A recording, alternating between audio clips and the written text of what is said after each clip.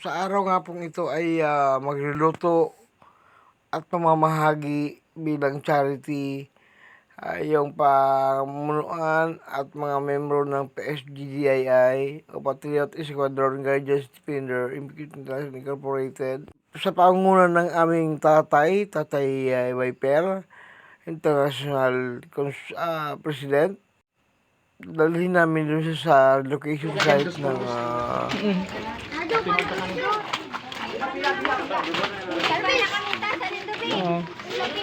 Pili na magkong mga laganan.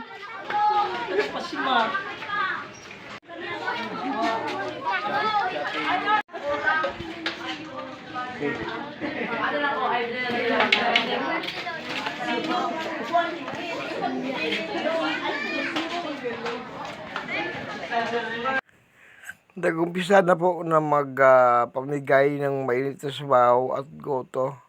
At hindi lang po yan ang pinamigay namin. Namigay din kami ng mga used clothing,